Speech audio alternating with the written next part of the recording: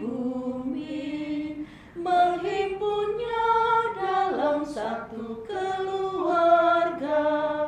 Tumbuhkanlah dalam keluarga kami kehidupan beriman yang sejati, saling mencinta dan saling mengasihi, hidup rukun, aman, damai, sentosa. Bapak Ibu, para keluarga-keluarga yang di mana saja berada, kami Komisi Keluarga Keuskupan Manado, saat ini kita akan mengikuti bersama katekese keluarga dalam rangka bulan katekese yang akan disampaikan oleh Yang Mulia Bapak Uskup Keuskupan Manado, Monsinyur Benedictus Estefanus Roli Untu MSc. Kita akan ikuti bersama. Pada saat ini kita akan doa pembuka. Mari kita berdoa. Demi nama Bapa dan Putra dan Roh Kudus, amin. Bapa yang maha murah dan maha baik, Bapa yang penuh cinta dan kasih serta setia kepada kami, walaupun kami seringkali tidak setia kepadamu. Kami mohon ampun segala kekurangan, kealpaan dan dosa kami. Seraya kami memohon, semoga kiranya Engkau dapat mendampingi, menyertai kegiatan katekese keluarga yang akan disampaikan oleh Yang Mulia Bapak Uskup Keuskupan Manado, Monsinyur Benedictus Estefanus Roli Untu MSc.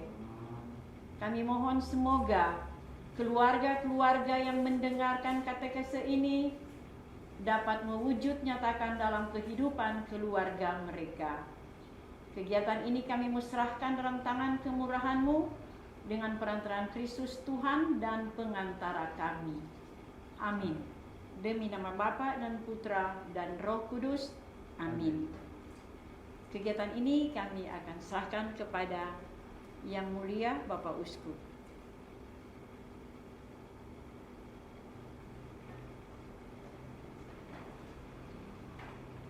Terima kasih saya ucapkan kepada Ibu Sylvie Rumampu sebagai Ketua Komisi Keluarga Keuskupan Manado yang memfasilitasi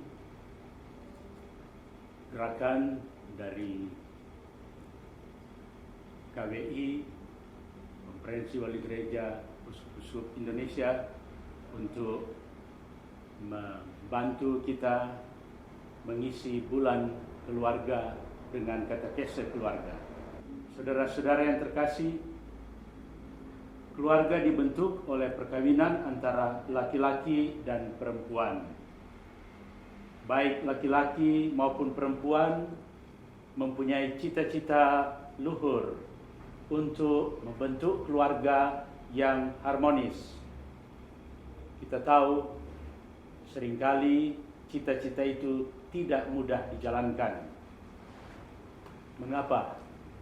Karena ada perbedaan pendapat, kadang-kadang ada amarah, ada iri hati, ada kebencian terjadi pun di dalam kehidupan berkeluarga.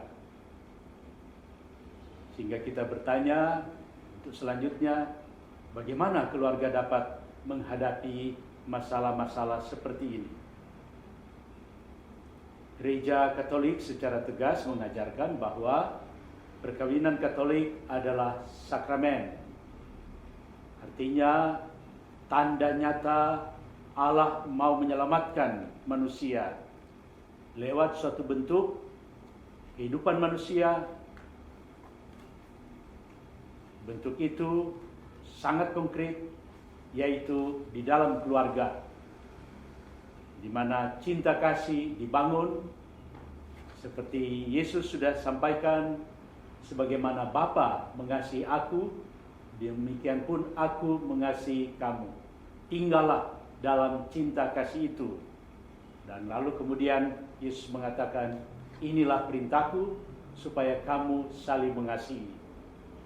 Dan bentuk konkret cinta kasih itu kita temukan antara lain di dalam hidup berkeluarga.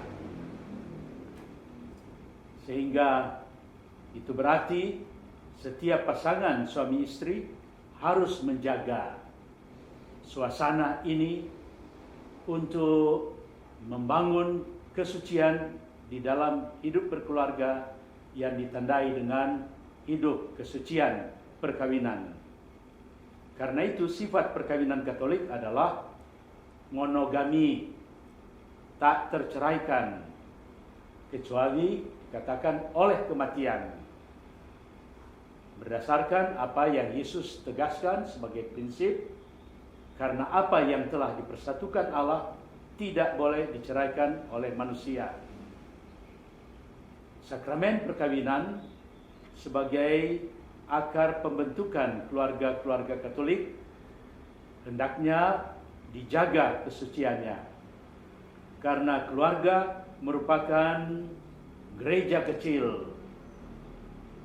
Sebagaimana suatu masyarakat terdiri atas keluarga yang disebut sel-sel masyarakat, demikian gereja universal, gereja kita terdiri atas keluarga-keluarga. Dan ini adalah gereja-gereja kecil, gereja mini. Istilah lain kita kenal disebut Ecclesia Domestica, gereja rumah tangga. Itu berarti bahwa keluarga-keluarga Kristiani merupakan pusat iman yang hidup, tempat pertama iman akan Kristus diwartakan, dan sekolah pertama untuk pembelajaran, pengajaran doa-doa, penyampaian kebajikan-kebajikan, keutamaan-keutamaan dalam hidup, dan cinta Kristiani. Kita ingat pada Hari Komunikasi Sedunia, Paus Fransiskus mengatakan dengan mengutip kitab Keluaran 2, ceritakanlah kembali kepada anak cucumu apa yang telah dikerjakan Allah dalam sejarah keselamatan. Kita juga bisa mengutip kitab yang lain dari Ulangan 6 ayat 7, ajarkanlah kepada anak cucumu apa yang sudah saya sampaikan. Demikian sabda Tuhan. Saudara-saudari, dalam konstitusi pastoral Gaudium et Spes, kegembiraan dan harapan, dikatakan keluarga adalah semacam sekolah kemanusiaan yang kaya. Akan tetapi supaya kehidupan dan perutusan keluarga dapat mencapai kepenuhan, dituntut komunikasi batin yang baik, yang ikhlas dalam pendidikan anak-anak. Kehadiran ayah yang aktif sangat menguntungkan perkawinan anak-anak. Akan tetapi juga perawatan ibu di rumah yang dibutuhkan anak-anak dan seterusnya sungguh-sungguh sangat bermanfaat, saling melengkapi di dalam pendidikan anak-anak. Karena itu di dalam pedoman pastoral keluarga yang dikeluarkan oleh Majelis Wali Gereja Indonesia tahun 75, dikatakan kita makin mengisafi bahwa perkawinan itu adalah persekutuan cinta antara pria dan wanita yang secara sadar dan bebas menyerahkan diri beserta segala kemampuannya untuk selamanya. Dalam penyerahan itu, suami istri berusaha makin saling menyempurnakan dan bantu-membantu. Hanya dalam suasana hormat dan menghormati dan saling menerima inilah, dalam keadaan manapun juga, persekutuan cinta itu dapat berkembang sehingga tercapai kesatuan hati yang dicita-citakan. Saudara-saudari, keluarga-keluarga yang baik, resep sederhana yang ditawarkan oleh Paus Fransiskus untuk membina dan mempertahankan hidup berkeluarga sehingga bisa lestari sebagaimana diharapkan oleh gereja, yakni dengan menghidupi, menghayati, dan mempraktekkan ketiga hal ini. Tolong, terima kasih, dan maaf. Inilah 3 kata kunci yang menurut Paus Fransiskus penting dalam sebuah hidup berkeluarga.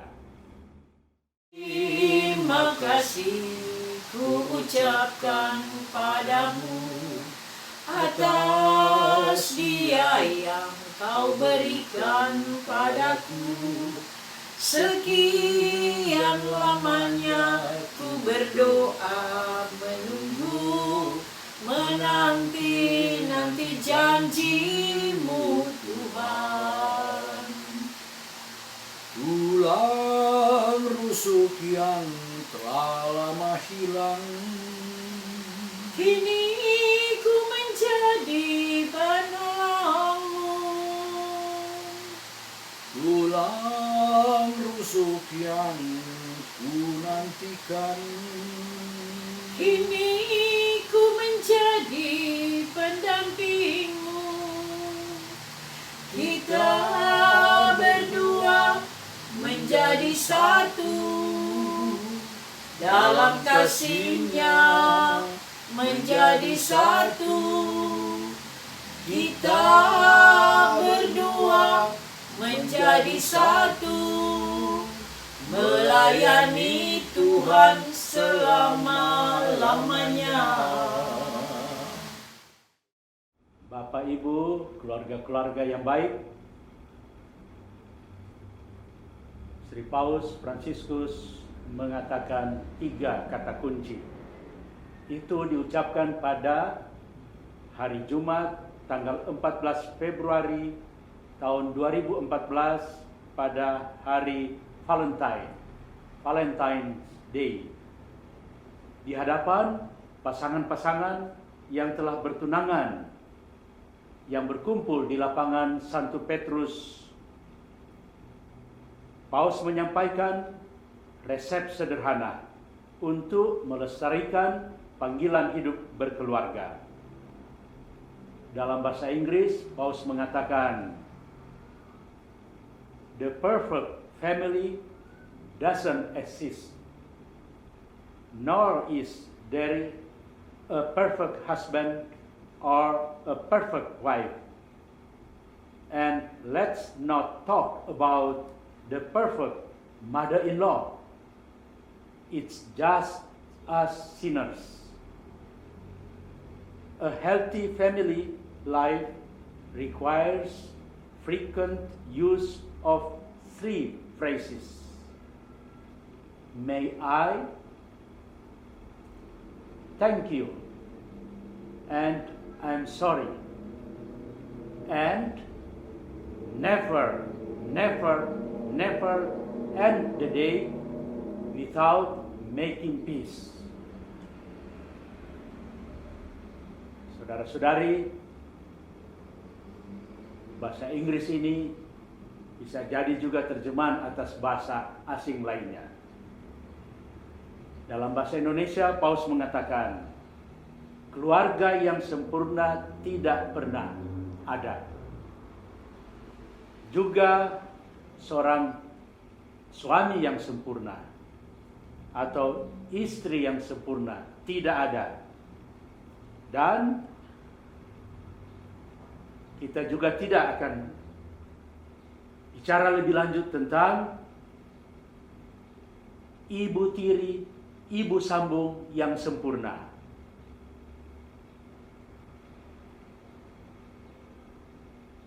Karena kita semua orang-orang berdosa. Keluarga yang sehat kehidupannya membutuhkan seringkali penggunaan 3 frase, kata-kata ungkapan. May I, boleh tolong saya, thank you, terima kasih, dan maaf. dan jangan pernah mengakhiri suatu hari tanpa mengakhirinya dengan damai. Bapak Ibu, keluarga-keluarga yang terkasih, kita mulai dengan tolong, may I. Kata ini mau menunjukkan bahwa kemampuan kita ada batasnya. Atau dengan kata lain, kita bukanlah manusia yang sempurna. Meminta tolong adalah sarana komunikasi yang sangat baik. Ketika kita meminta tolong kepada orang lain, berarti kita percaya bahwa ia mampu membantu. Kata tolong mengungkapkan permohonan izin kita untuk masuk kepada kehidupan yang lain, kehidupan orang lain. Dengan demikian kita menghormati kebebasan orang yang bersangkutan. Kita ingat apa yang Yesus katakan yang direfleksikan oleh Yohanes di dalam kitab Wahyu. Wahyu 3 ayat 20. Lihat, aku berdiri di depan pintu dan mengetuk. Jikalau ada orang yang mendengar suaraku dan membukakan pintu, aku akan masuk mendapatkan dia, dan aku akan bersama-sama dengan dia makan, dan ia bersama-sama dengan aku. Saudara-saudari, meminta tolong adalah juga doa yang hidup. Saat kita mengalami banyak masalah kehidupan, kita meminta tolong kepada Tuhan lewat doa-doa kita. Tuhan akan memberikan pertolongan, baik dengan cara biasa-biasa atau dengan cara yang luar biasa, yang kita lain kali sebutkan sebagai mujizat, tanda heran. Ia menolong kita dengan caranya sendiri yang kerap kali di luar pemikiran kita, di luar perhitungan kita. Cinta kasih Tuhan bersamamu. Kita mendengarkan di dalam Galatia, Paulus mengatakan, bertolong-tolonglah menanggung bebanmu, demikianlah kamu memenuhi hukum Kristus. Galatia 6 ayat 2. Kita semua, terlebih khusus dalam keluarga, mempunyai kesempatan untuk menghormati Allah dengan cara menolong sesama. Yang kedua, terima kasih. Kata ini lebih berharga daripada uang. Kata terima kasih adalah ungkapan penghargaan tulus setelah kita menerima sesuatu atau mengalami suatu kebaikan. Terima kasih juga bermakna syukur atas kebaikan orang lain. Kata ini juga pantas dan layak kita aturkan kepada Tuhan yang begitu baik dan mengasihi kita. Kasih-Nya begitu besar lewat putranya Yesus Kristus yang rela wafat demi dosa-dosa kita dan bangkit yang membawa hidup baru bagi kita. Dalam suratnya kepada umat Efesus, Paulus mengatakan dan disampaikan agar kita mengucap syukur di dalam segala situasi dan dinyatakan di dalam nama Tuhan Yesus Kristus. Sebab hal itulah yang dikehendaki Allah dalam Kristus Yesus kepada kita. Menyatakan ucapan syukur menolong kita untuk fokus kepada Tuhan di dalam kesesakan, menjauhkan kita dari sungut-sungut, menguatkan iman kita, dan menunjukkan kerendahan hati dengan pujian kepada Yesus. Kata terima kasih sebagai tanda sadar diri akan pemberian orang lain ditegaskan oleh Yesus di dalam Injil Lukas pasal 17 ayat 18. Tidak adakah di antara mereka yang kembali untuk memuliakan Allah selain daripada orang asing ini? Kata kunci ketiga menurut Paus Fransiskus adalah maaf. Kita manusia rapuh dan lemah yang tidak luput kesalahan. Ketika kita meminta maaf, berarti kita mengakui kesalahan dan ingin memperbaikinya. Orang yang tidak mau meminta maaf adalah orang yang angkuh, yang merasa diri paling benar, paling berjasa, dan paling hebat. Meminta maaf dengan tulus berarti menyadari kelemahan dan kekurangan. Ini adalah tanda kedewasaan. Seiring dengan itu, kita juga harus mau dengan ikhlas memaafkan orang yang bersalah. Ini adalah harapan kita ketika kita mendoakan Bapa kami yang Yesus ajarkan kepada kita. Salah satu doa, bagian dari doa Bapa kami, yaitu ampunilah kesalahan kami, seperti kami pun mengampuni orang yang bersalah kepada kami. Kita ingat ketika Petrus bertanya, berapa kali mengampuni? 7 kali kah? Menurut mungkin adat istiadat orang-orang Yahudi, Yesus katakan bukan 7 kali tetapi 70 kali 7 kali. Berarti pengampunan itu tanpa batas. Dalam suratnya kepada umat di Efesus 4 ayat 32, Paulus menegaskan, tetapi hendaklah kamu ramah seorang terhadap yang lain, penuh kasih mesra, dan saling mengampuni, sebagaimana Allah di dalam Kristus telah mengampuni kamu.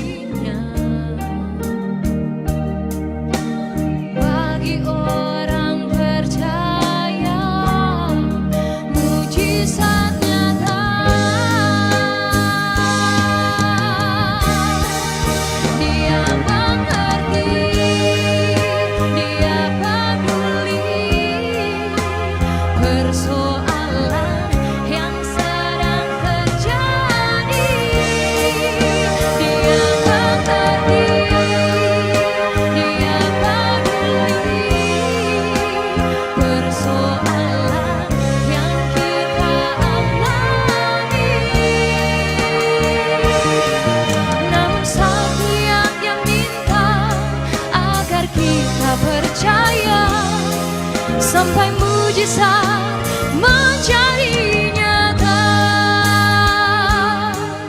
Namun satu yang Dia minta, agar kita percaya sampai mujizat menjadi nyata.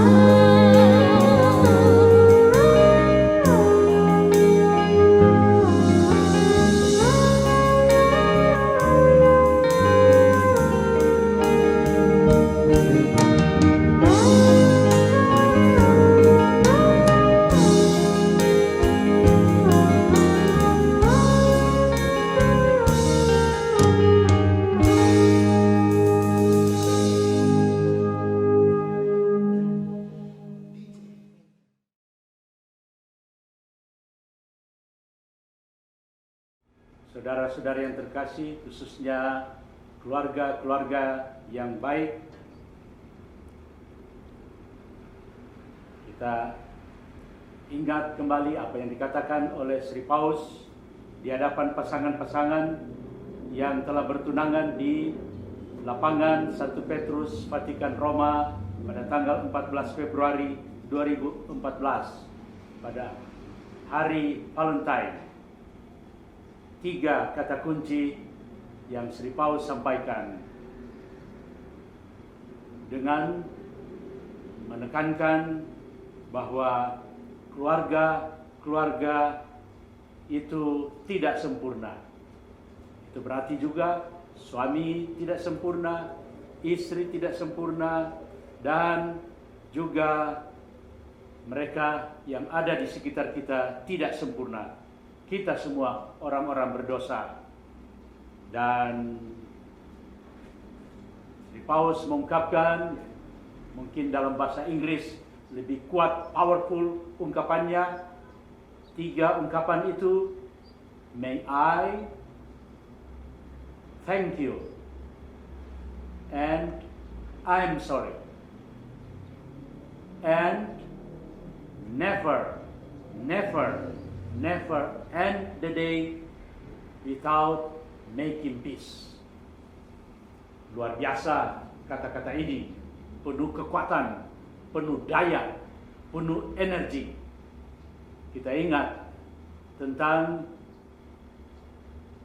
pengampunan yang sungguh-sungguh mempunyai kekuatan di dalam kehidupan berkeluarga. Kata-kata Yesus pada waktu Dia menampakkan diri kepada para murid, antara lain tentang pengampunan ini. Sesudah Dia mengembuskan Roh-Nya, terimalah Roh Kudus. Barang siapa kamu ampuni dosanya di dunia ini, akan diampuni juga di surga. Dan barang siapa kamu ampuni ikat dosanya di dunia ini, itu juga terikat di surga. Itu berarti apa? Saya mengerti secara konkret, praktis sehari-hari, kalau antara suami istri tidak saling mengampuni, itu akan terbawa terus, akan tersimpan terus di dalam hati. Dan pada waktu meninggal, sesudah kehidupan ini, itu juga akan dibawa terus. Semoga ada pengampunan pun sesudah hidup ini, sesudah kematian. Dan itu kita yakin sebagai orang Kristiani Katolik, bahwa Tuhan tetap berbelas kasih kepada mereka yang sudah meninggal. Masih diberikan kesempatan dalam proses penyucian, dalam api penyucian untuk orang-orang yang masih membutuhkan belas kasih Tuhan yang paripurna. Nah, saudara-saudara, keluarga-keluarga yang terkasih, tidak ada keluarga yang sempurna. Begitu Paus tegaskan. Kita tidak punya juga orang tua yang sempurna. Kita mengalami itu sendiri. Kita tidak menikah dengan orang yang sudah sempurna, atau kita mempunyai anak yang sempurna, maunya demikian, cita-cita kita demikian. Dalam kenyataannya kita bisa melihat ada anak-anak yang punya kekurangan, baik fisik, cacat, maupun punya kekurangan-kekurangan di dalam kepribadiannya, di dalam kesempurnaannya. Karena itu kita diajak untuk mari kita menerima kenyataan hidup ini. Kita tidak saling mengeluh tentang satu dan yang lainnya. Kita tidak saling membuat kecewa karena kita tidak menerima realita, kenyataan. Kita tidak saling menerima satu sama lain. Jika tidak ada keluarga yang sehat, atau keluarga tidaklah akan sehat kalau dia tidak mempraktekkan pengampunan. Sekali lagi saya sampaikan, jadi tidak ada keluarga yang sehat atau keluarga tidaklah akan sehat kalau dia tidak mempraktekkan pengampunan. Pengampunan itu sangat penting bagi kesehatan emosi dan ketahanan jiwa dan spiritualitas kita. Tanpa pengampunan, keluarga akan menjadi arena konflik dan tempat bagi semua hati yang terluka. Tanpa pengampunan, keluarga akan sakit. Pengampunan adalah pelindung jiwa dan pembersih pikiran dan pembebasan hati. Siapapun yang tidak mengampuni tidak akan mendapat kedamaian jiwa ataupun bisa bersatu dengan Tuhan. Rasa sakit, luka adalah racun yang sangat berbahaya dan bisa membunuh. Mempertahankan rasa sakit di hati adalah tindakan penghancuran diri. Pengampunan adalah sebuah pembersihan diri. Siapapun yang tidak mengampuni, maka baik secara fisik, emosi, dan spiritual sakit. Itu sebabnya keluarga haruslah jadi tempat kehidupan, bukan kematian. Wilayah untuk pengobatan dan bukan untuk penyakit. Arena pengampunan, bukan rasa bersalah. Pengampunan itu membawa kebahagiaan di mana hati cemas yang membuat sedih disembuhkan. Karena kekhawatiran adalah sumber penyakit. Tuhan memberkati kita. Bapak Ibu, keluarga-keluarga, kita akan tutup katekese pada saat ini dengan doa keluarga. Kita berdoa demi nama Bapa dan Putra dan Roh Kudus. Amin. Yesus, Maria, Yusuf, di dalam hidupmu kami menemukan cahaya kasih sejati, dan kepadamulah kami percayakan hidup keluarga kami, keluarga Kudus Nazaret. Semoga tidak ada lagi kekerasan, keteguran hati, dan perpisahan di dalam hidup keluarga. Semoga duka dihibur, luka disembuhkan, dan kerukunan dipulihkan. Keluarga Kudus Nazaret, semoga dalam masa pandemi ini kami semakin memahami keindahan dan kesucian keluarga kami. Semoga kami semakin mengenal rencana-rencanamu yang indah, Yesus, Maria, dan Yusuf. Dengarkanlah dan kabulkanlah doa kami. Amin. Mari kita bersama-sama mohon berkat yang akan disampaikan oleh Yang Mulia Bapak Uskup.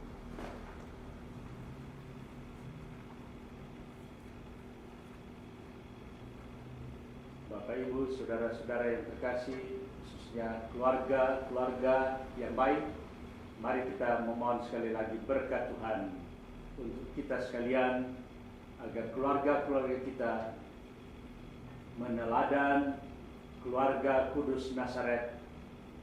Keluarga Kudus dari Nazaret menjadi contoh, model, menjadi jiwa dari kehidupan keluarga kita. Tuhan bersamamu dan bersama rohmu.